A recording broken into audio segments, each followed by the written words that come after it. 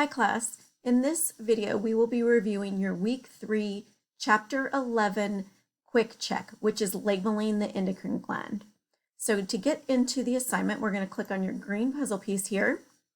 This will open up the next page, which will take you to your ebook. So let's click on this blue hyperlink here, which will open up your ebook.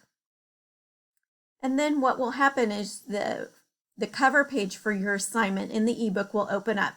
You want to make sure up here that it is the correct assignment that you want. This one is Quick Check Labeling 11.1, and it's ready.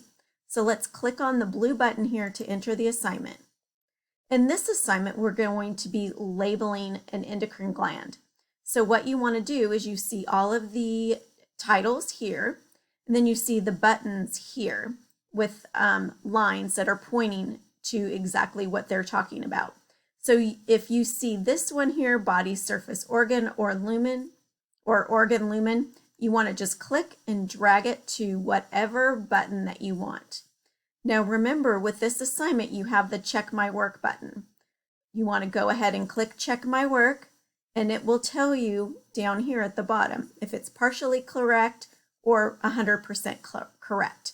You want to make sure that that is completely done before submitting your assignment.